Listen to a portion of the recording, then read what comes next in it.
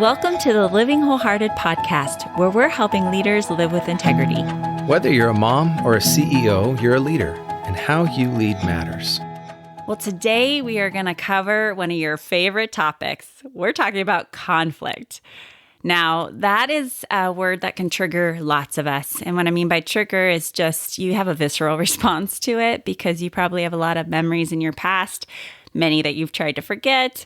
And some of us actually did grow up in healthy family systems and healthy churches and environments where we learned how to do conflict well. But I would say majority of us have either homes or systems where we avoided conflict, or it exploded anytime somebody had an opinion that was different than somebody else's. So we really want to maybe tackle the topic of what is conflict? How do we actually address conflict in healthy ways? And particularly when we're talking about being moms and raising healthy daughters, and particularly our Courageous Girls groups. If you don't have a Courageous Girls group and you're listening to this podcast, remember this information really applies to you today as well. However, if you're a Courageous Girl mama, we really want you to listen in. And this is going to really help you with your relationship with your kids, your spouse, and the women in your group, as well as really fostering a healthy, sustainable Courageous Girls group. What is Courageous Girls? Courageous Girls is an online curriculum that helps moms and daughters move through the many, many years of a daughter's life from second grade to high school. We gather together in small groups of about 6 to 8 moms and daughters. We meet once a month and we move through a curriculum that really addresses the issues that girls are facing today. So if you're interested, go to mycourageousgirls.com and check out our free online curriculum. We would love you to start a group. In the meantime, I have our wonderful Courageous Girls leadership team with us. Stephanie and Beth are here. They're our leadership coaches. They're here to help come alongside you, and they're going to help me with this dialogue around conflict. Beth, let's start with you. Let's start with, what is conflict? I mean, seriously, it's a big word. When you think of conflict, what do you think of? Well, it's a range, right? It can be what most people probably think of conflict, a big battle, a big argument, a slam door, or I'm not going to talk to that person, or we have an issue that we really need to talk about.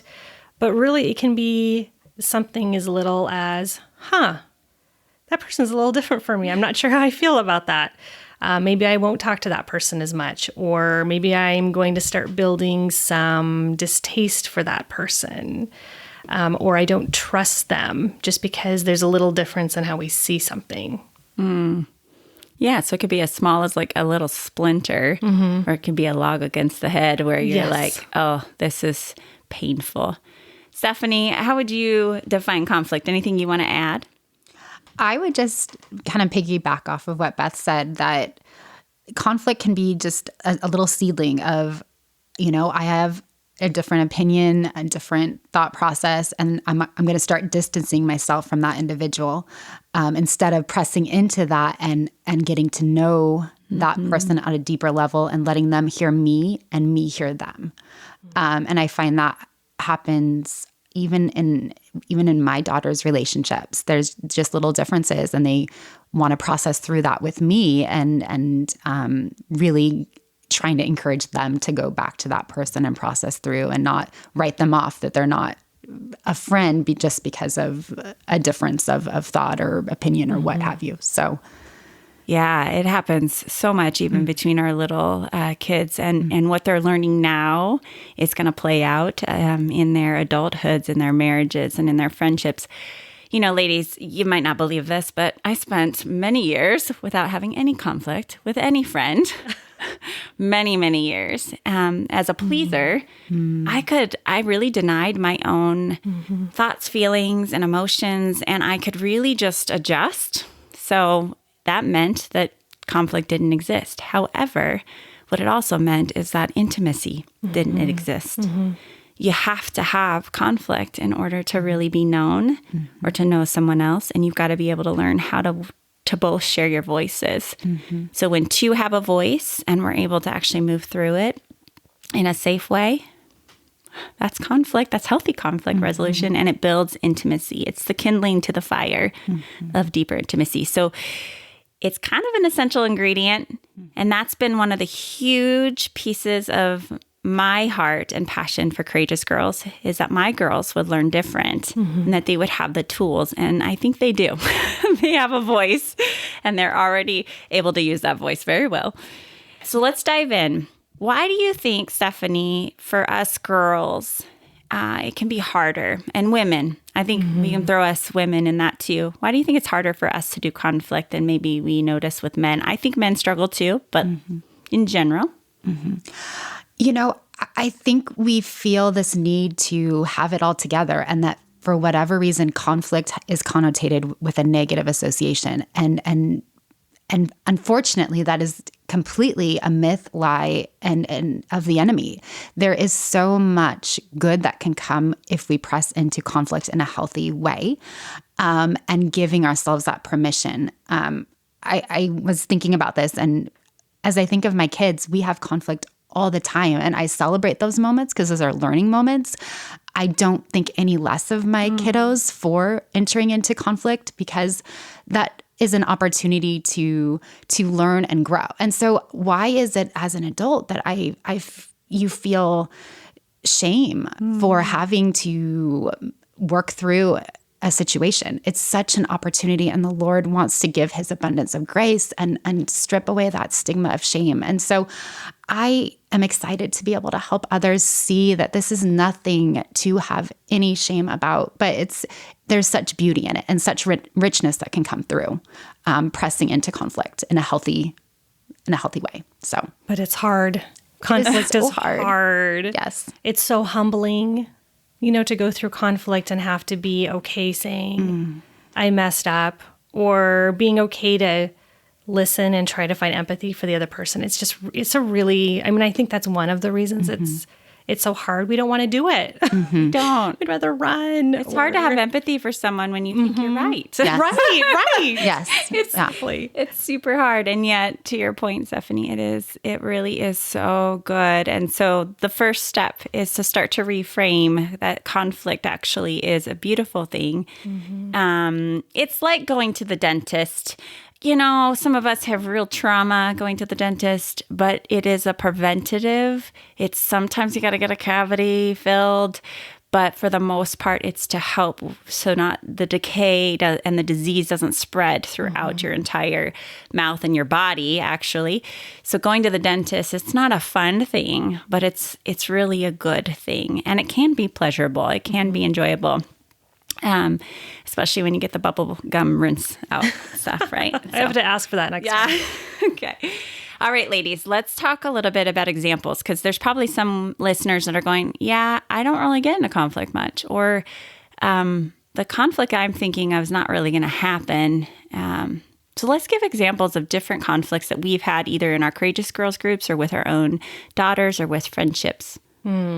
It can be in our Courageous Girls group between moms. It can be such just two of us might have a different idea. I hear that all the time, actually, from lots of women who are leading and who are part of Courageous Girls groups, and any woman who is part of any group, and they're building intimacy or going deeper together and learning and growing together. There's a difference in opinion. I mean, that's tricky. We don't know what to do with it. We don't know how to handle it. We don't. And is it okay that there's different opinions? Well, we're all made so differently. It would be weird if there weren't. Yeah, it would be weird. And yet somehow we think that everyone should think. And we also have different stories. So that's playing such a huge role. So just the one that I'm hearing you say is just being different wirings and having different backgrounds can create a natural conflict just by having different opinions and approaches. Yes, different expectations. Different expectations. That's a huge one. Okay. What else, Stephanie?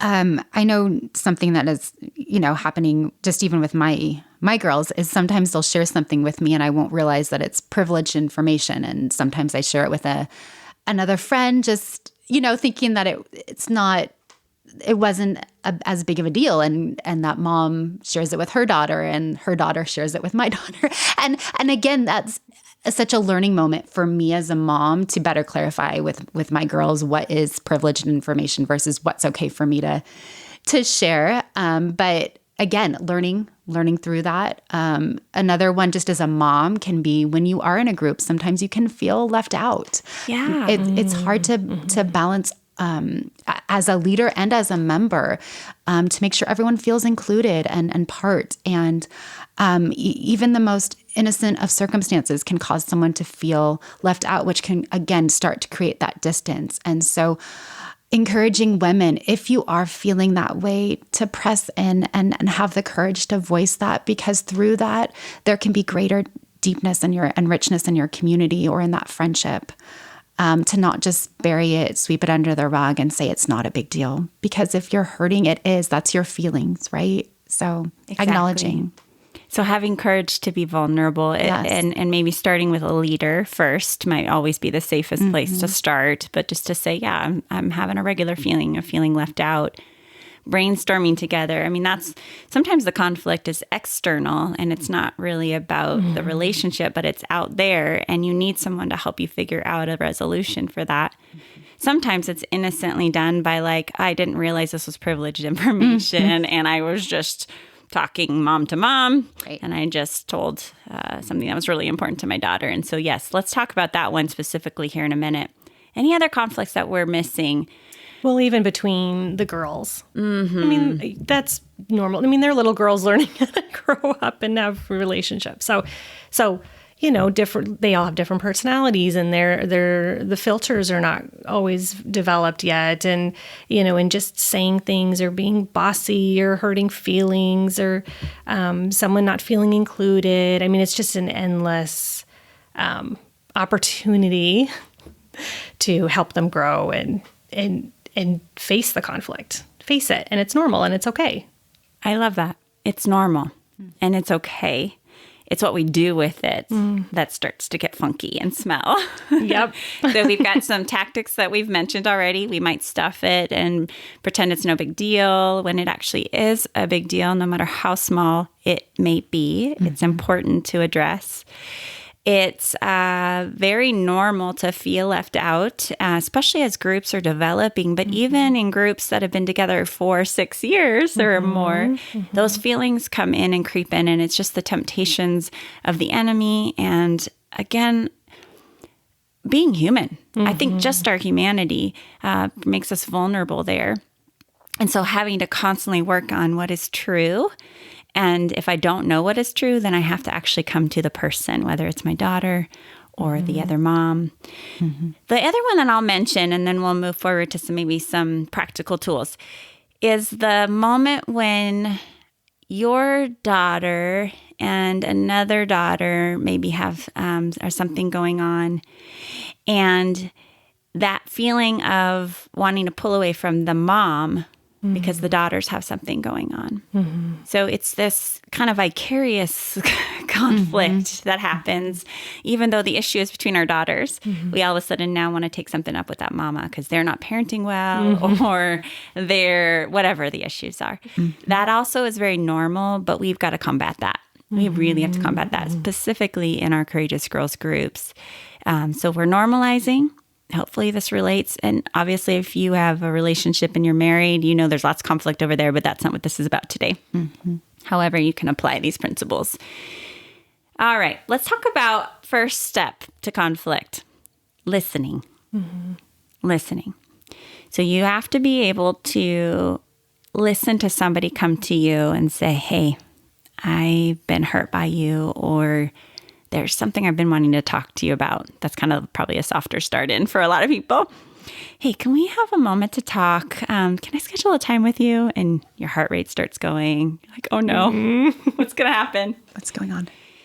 So being able to be a good listener gives us a chance to not only ground our own bodies so that we can hear the information coming at us, but it also might give us some insights to how to empathize and really come to some solutions.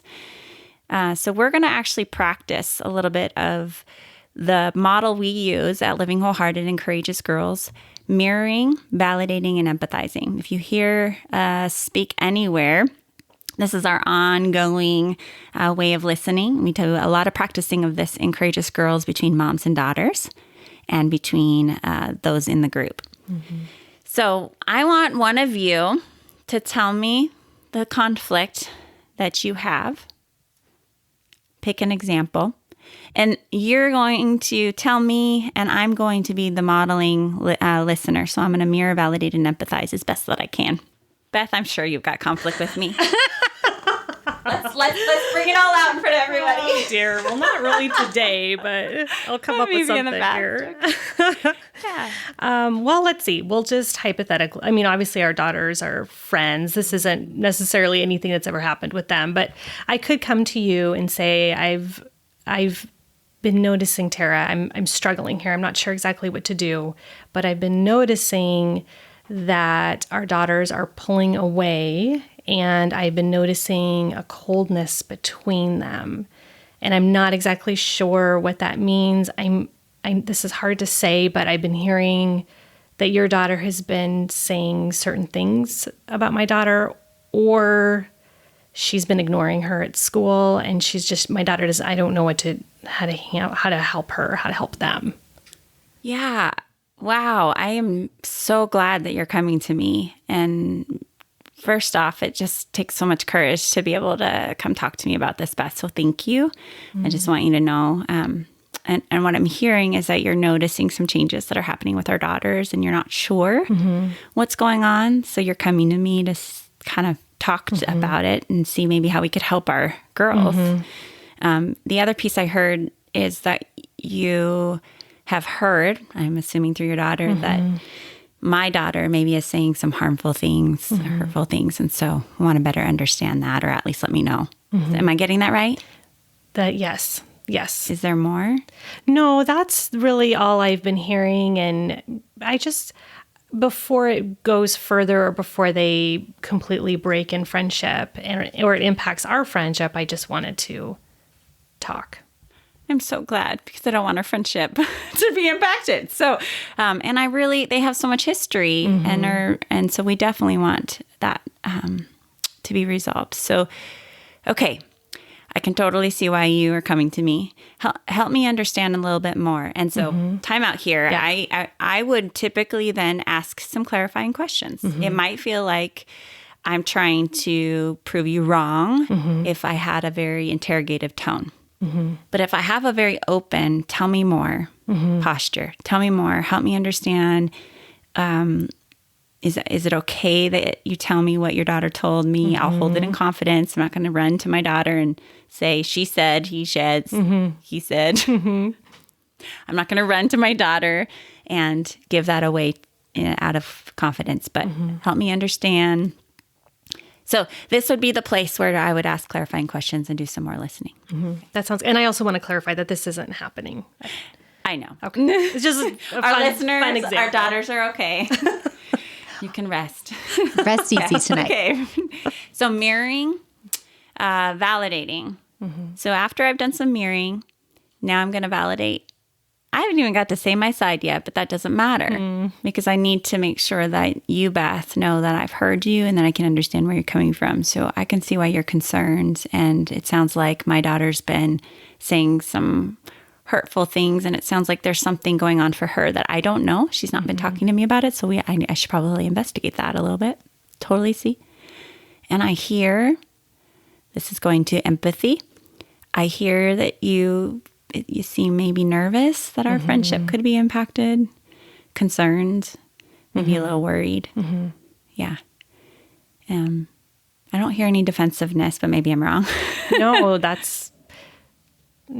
defensiveness. It sounds different. So that was part of the worry too, is just that there might be something going on. And I just wanted you to know as a mom and as a friend. So thank you. Thank you for listening. You're welcome. Now we're all crying. No, I'm kidding. Okay, so mirroring, validating, empathizing. Thanks, Beth, for role playing with me. Oh, sure. Yeah. So, Stephanie, what did you notice? I loved Beth being able to, first of all, voice that and have courage to share. Yeah. And I loved how because you were in a posture of being able to listen, that was at the forefront of your brain, you were able to truly hear what she was sharing instead of hearing a few words and then reacting, which escalates the situation. So by you being able to just calmly be able to hear her and then reiterate what she's saying and empathize and validate all of that, it created a resolution. That is really profound, and it seems simpler than it is to do. It's hard to do. But one of the tools that I use and that I coach others to use, and I know you coach as well, is you have to separate from this being about me. This is not about me as Tara Matson. This is about the fact that you're hurting, you're concerned for your daughter, and it's out here. I'm looking at it like the two of us are looking at it out here. When we make it about me as a person, that's when the defenses go up. And when I'm starting to hear the voice of, you're saying I'm a bad mom, you're saying my daughter is, that's where we go south. Yes. So my identity has nothing to do with what we're talking about right now. My identity is secure. I am loved. I am known. God has a purpose.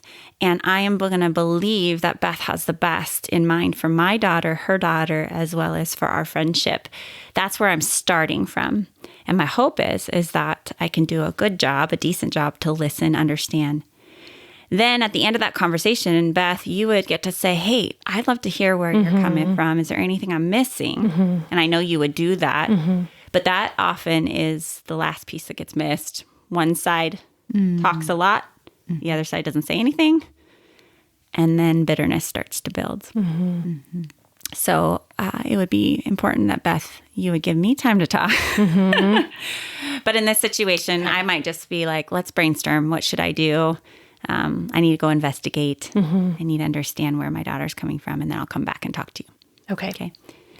So we're working as a team, as adults, mamas, to help our daughters. How else do we need to be doing that, Beth and Stephanie, when we're thinking about coming alongside our daughters and helping them in their own conflicts?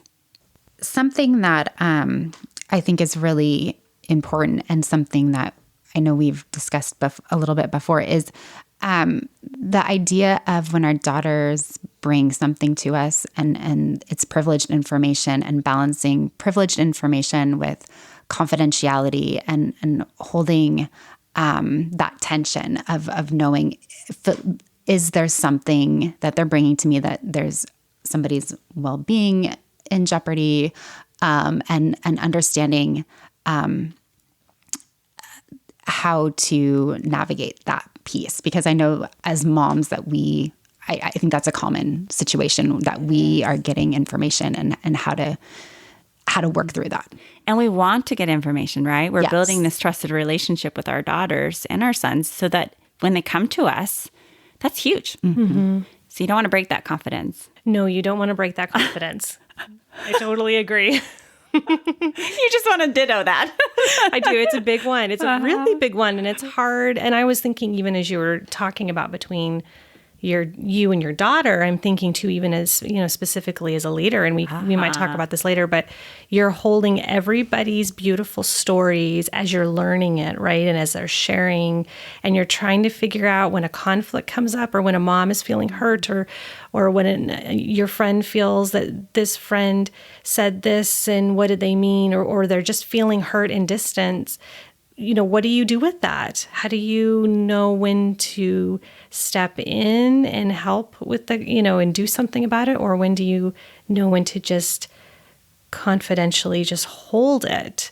And I think it's the same thing with our daughters. When do we share, or when do we just hold it? When do I just talk to my daughter about, let's give your friend grace, and what have you talked to your friend? Have you, Yeah. So figuring out what to do with all that. So we're gonna give some fast track solutions here, but know that there's so many nuances to these situations.